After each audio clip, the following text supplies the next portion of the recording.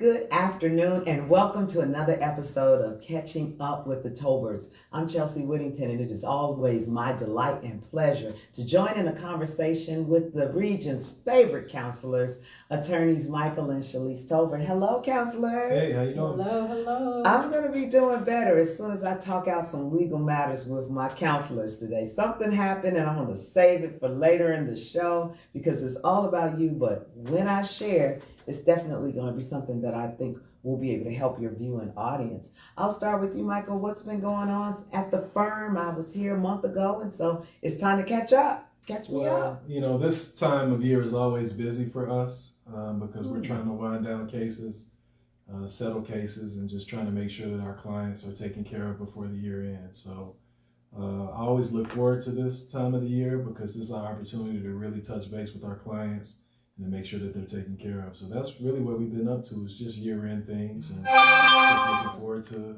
a prosperous 2025. Okay, prosperous. I like that.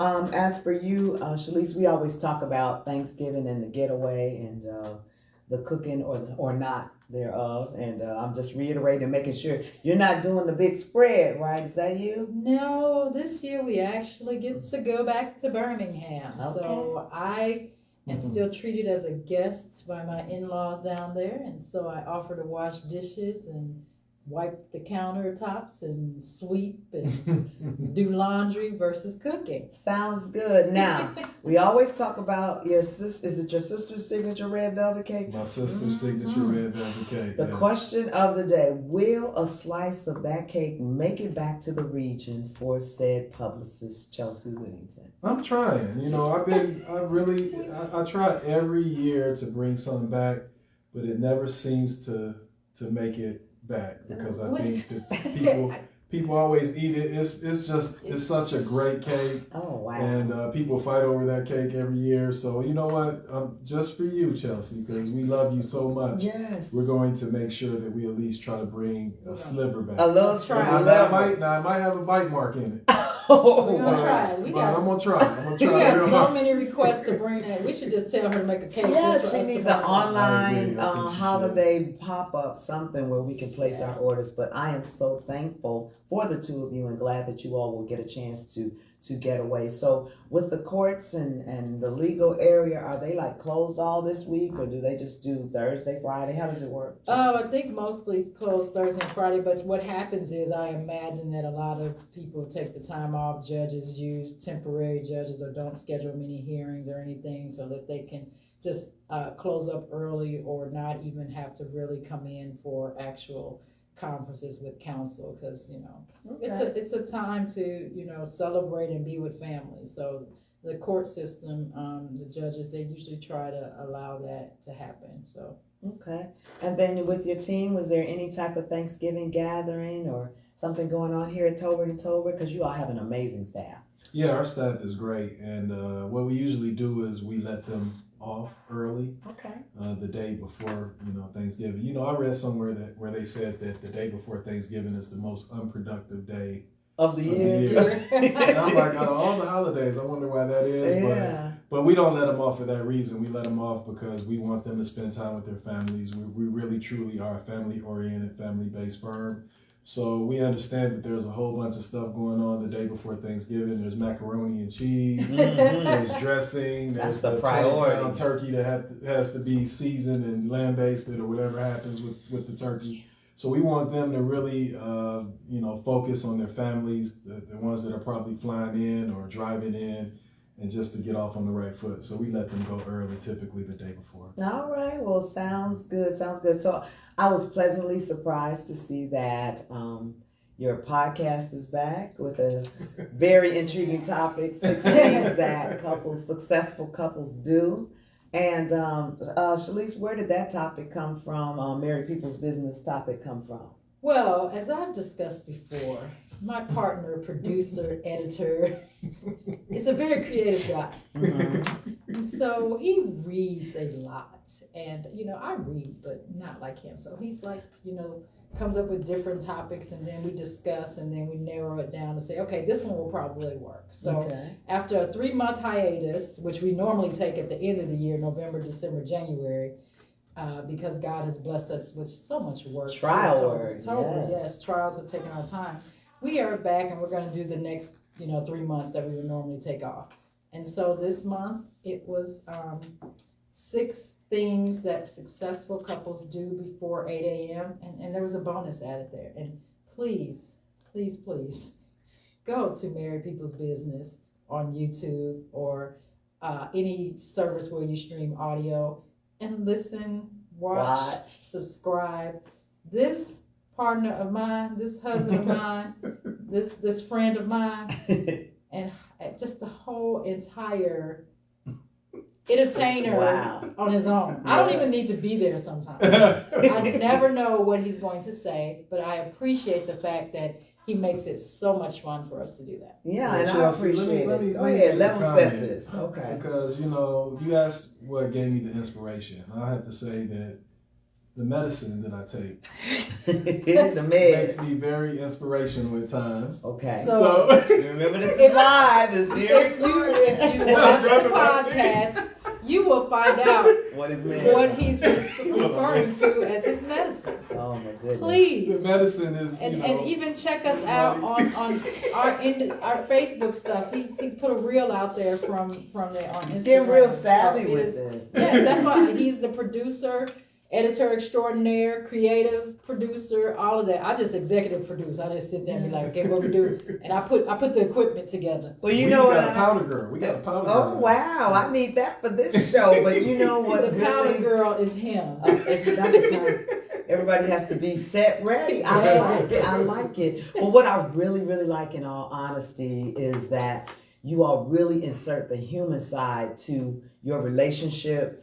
Especially as lawyers. I mean, you know that there are sometimes people that stereotype what lawyers should be like. You should be serious all the time, and you should only dress this way and do this and talk this way.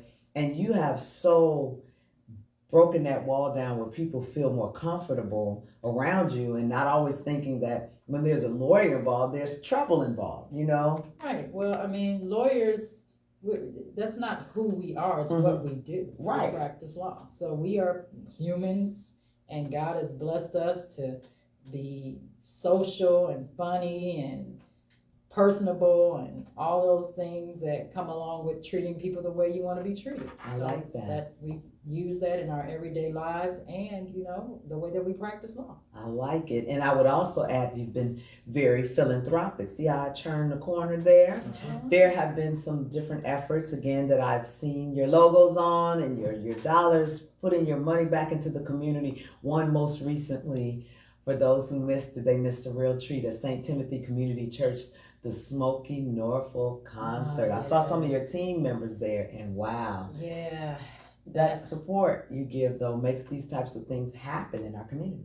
Yeah, we've supported that event for the last couple of years, and I regret we were unable to attend as we had so many things going on and have to split duties for stuff, so we just couldn't make it to that one. Okay. Well, congratulations to Dr. Ramin Jackson and the team over at St. Timothy. I made it. I was there for you all. I got good praise in for you. And Smoky Norfolk did not disappoint.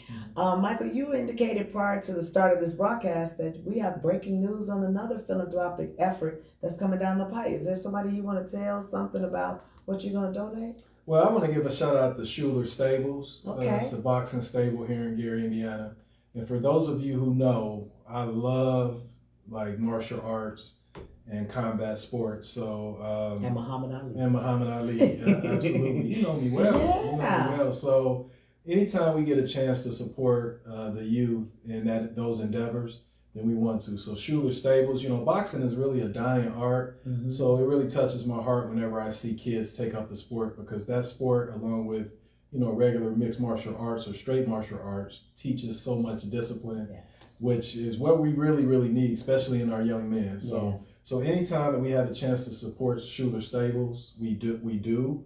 And we are going to support them again. It's breaking news. So if he's listening to this, because he's waiting on a phone call back from me. So, we'll have to tag him in the comments. So tag him, but we're going to support him again this year. And I believe what he's trying to do is to raise some money for, I want to say, a van. Okay. Oh, okay. To transport the kids to and from their boxing matches. So we want to make sure that we contribute to that and get these kids off on the right foot to be able to compete. I like it. Well, thank you so much for all of the philanthropy that you display. You don't talk the talk, you walk the walk. And that's always so important and a great example that you set for us in the corporate community. Now, Shalise, we move it over to the professional side. I understand that you have a reappointment. You know, what I found with doing these shows, and as you know, different parts of the year, your appointments of whatever board you all sit on, they just renew. You know, they're like, we're not letting the Tolberts go, but I feel it's my duty for new viewers and new followers to understand the community service and the boards that you serve on that impact the law. So what's your latest reappointments? Well, as of last week, I was reappointed to what is called the Board of Law Examiners, which is a Supreme Court commission in the state of Indiana that administers the bar exam and the admission of attorneys in Indiana. So I initially was appointed back in 2014. See, that was 10 years ago. Well, they're 5-year terms, and we're supposed to only have 2. Okay. So my 10 years was up, and then they were like, "Can you stay for 2 more years?" It's like a Barack Obama and effect. you can't tell them no, because it's the Supreme Court of Indiana. Of course. You gonna tell the Supreme Court no? They just issue an order to say you're reappointed. So, Right. So I've been reappointed, and I do appreciate that. That's a very interesting board, and I've learned so much, and hopefully I've helped folks throughout that. And right now, my reappointment comes and makes me the most senior member of the board. Wow, that's very, very commendable, though. Just thought about that. And to just break it down in layman's terms, and you can correct me, as I understand it, is that you are part of a team of counselors that review the content of the questions around the bar exam at some time or another? It's a board of not only attorneys, but also just legal professionals, law professors, retired judges, practitioners from around the state, from each district of the state. Mm-hmm. We used to have to write the bar exam questions for the state of Indiana. Okay. But the format switched to the uniform bar exam. So we used to write the questions and grade the questions that we wrote and of every exam. But now we just grade the exam. Okay.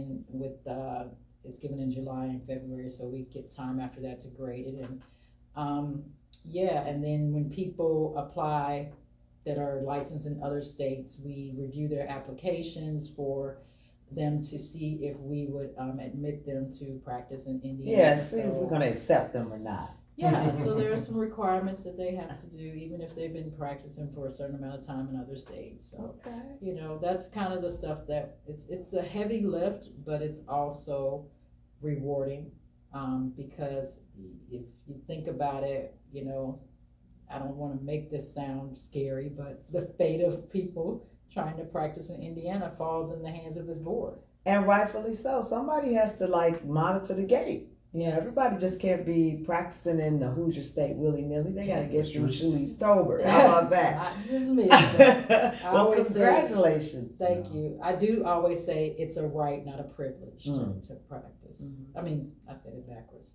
It's a privilege, not a right to practice. in our state. So, Got it. yeah. All right. Well, this has intrigued me so that I would just ask you, could you, the two of you, how you say, I'm glad I got over it, but if you had to take the bar right now, could you take it and be you feel like you're just flying colors?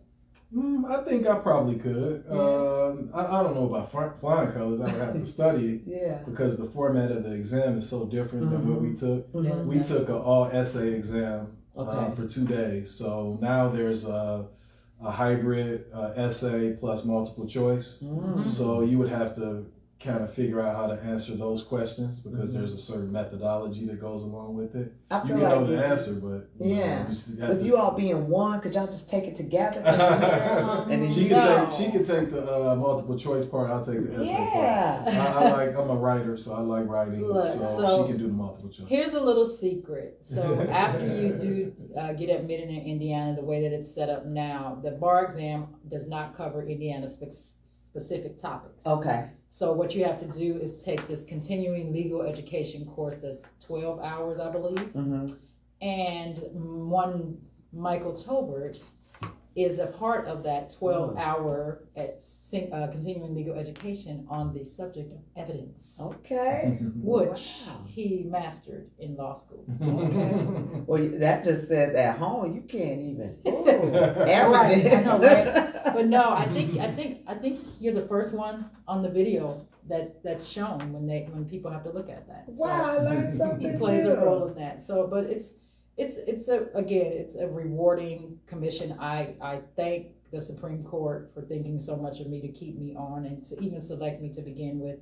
That goes all the way back to retired Justice Rucker, who appointed me to that commission back in 2014. Wow, well, thank you for sharing. So, bottom line is, you can't come over into Indiana by way. He's got to by way through the Tolberts. That's the thing. I'm teasing. If you're just tuning in, this is another episode of Catching Up with the Tolberts. Right before the holidays, I'm catching up with my favorite counselors, attorneys Michael and Shalise Tolbert. Now, can I reveal what happened to me? Yes. Yes, please. Oh my goodness, this happened like breaking news about an hour and a half ago. I received a phone call, and being in my busy way, I just kind of picked up and listened. And long story short, it turned out that it was a fraudulent call, but someone was stating that I had ignored a court appearance for a jury trial of a murder trial, and that I needed to come in and pay money and come down to 400 Broadway. So if you're watching, this is the season of fraud.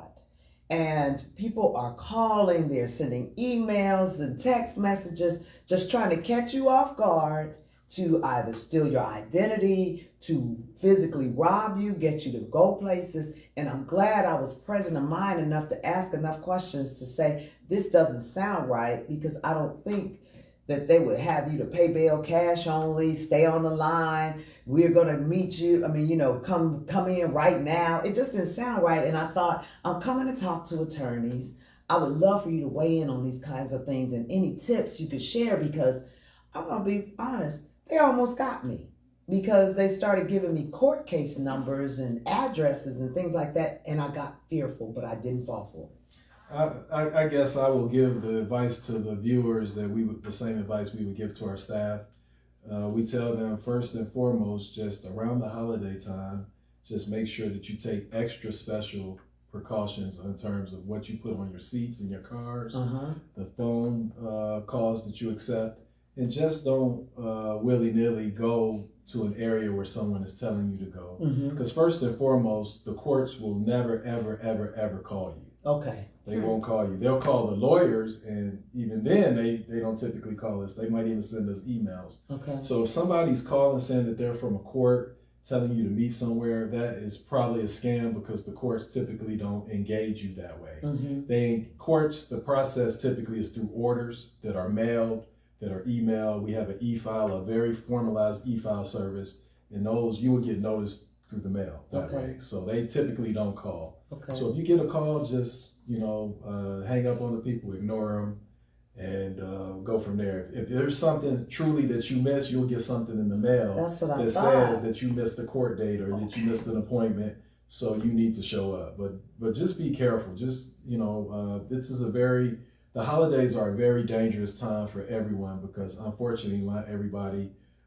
Some people are without, unfortunately. There are a lot of people that don't necessarily have the resources that they should. And we're praying for those people, but at the same time, we have to protect ourselves. So lock your doors, lock your cars, make sure that you put your valuables away, operate a little bit differently than you would operate outside of the holiday season. Okay. Would you like to add anything, Counselor? I would definitely add to it that, when you're shopping, put your things in your trunk. Keep them out of view, like Michael mentioned.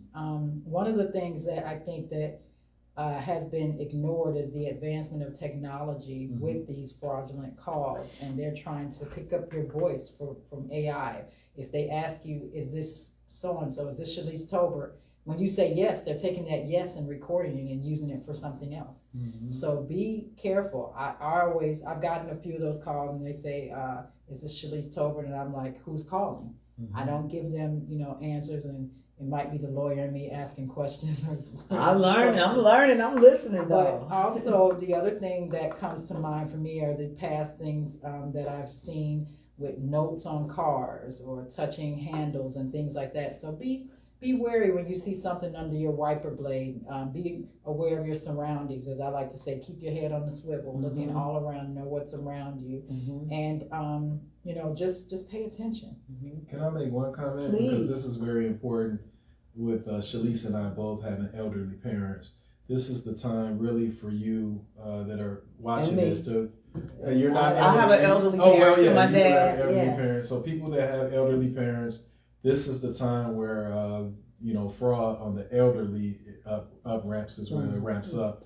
So not only take care of yourselves, but make sure you take care of your parents. Make sure you take care of your elderly relatives, because those are the folks that they typically target. Because the elderly are not necessarily tech savvy, so they don't necessarily know when something is not true or something is true or false. So let's just make sure we check in on our elderly during the holidays and monitor their calls, because there's a lot of I had a situation where my grandfather before he passed away, he got hooked up with some scam where he was donating money monthly to a thing. So just have to be careful, and our elderly, they don't necessarily want to let you know when they lose a little bit of that independence. So they think they're still in control, but we know that we're in control. So we have to sometimes put the hammer down, watch their credit card bills, watch their credit card statements, and make sure that they're taken care of, especially during the holidays. That's an excellent tip. Thank you. I didn't know I was going to turn into a counseling session. It just made me so nervous because the next person might not recognize it. And the elderly. See, you're young. You're sharp. You have you have your own business, but just think of somebody that's that's older that doesn't move as fast as they used to do. So you got and our elderly. That's the one thing about the elderly. They gonna listen. They're from that generation of you tell me to go to the courthouse, I'm going to the courthouse, right? So they're not as skeptical as we. Yes. Because they didn't grow up with all this technology, Yes. Well, thank you for those tips. I'll add one more on as far as the gas stations and when and where you're filling up with your gas, particularly our young ladies in the evening time. It was called to my attention, and actually advice given by my husband, do not go to gas stations that are right by highways. That's right. Because that's where they're looking, they can get in, rob and get back on 94, and you're like, what happened? And they're like long gone, and so not to block gas stations that are by the highway, but it's just as far as a safety measure, being very aware of your surroundings, like you both said. So I certainly don't want to end this broadcast on this scary note. So let's circle back to our thanks and close this out. I'll start with you, Shalise. Just a couple of things that you're thankful for as we enter this season of thanks. Well, I'm definitely thankful for God allowing us to have this business in the city that raised us, the community that brought us up. I'm thankful for family. I'm thankful for a very supportive, hilarious, crazy husband over there. Never know what to expect. But I'm thankful for friends like you and those that always support us. We really, truly appreciate it. You guys just don't understand how much it means to us. Wonderful. And Michael, bring us home. Well, not to duplicate Shalisa's comments, I'm thankful for everything that she suggested, particularly her. I tell you what, I don't take for granted that I have a beautiful, smart wife that I'm able, not only is she my wife, but she's my best friend. So we're business partners, and I couldn't imagine doing what we do without her. So I'm thankful for her, thankful that God put us here to be able to have resources to be able to touch and guide lives and be able to pour into people's lives financially, particularly, because sometimes that's what you need. Sometimes people, thanks is good, but money is better. So I thank God for being able to have the resources to help all the people that we help in our community and abroad in Northwest Indiana. And lastly, we are thankful for you and your team. Since we have, hired you or retained you, our brand has gone literally through the roof. And, I wish we could just we can hoard you and keep you from everybody else, but we know we have to share you. But we are very thankful to you and Amber and your CWIT team and all the things that you do for us, but what you do for other brands in Northwest Indiana, because when you raise our brand and other brands, you're really raising Northwest Indiana, and we need it so much. So we thank you for that. Thank you so much. Well, I will just close by saying I too am thankful for our partnership, our relationship, and our friendship, all the ships. And I'm thankful to all of you who watch on a regular basis from all over. I get comments from all over saying, I love the Tolberts. If I ever need some legal, I'm going to call the Tolberts. So I encourage you to do that. What's that website, Shalise? Tolbertlegal.com. Tolbertlegal.com. All of the information is there. They're on social media, Facebook, Instagram. Follow. Everybody have a wonderful Thanksgiving, and we will see you in December. Happy Thanksgiving, Happy everybody. Thanksgiving.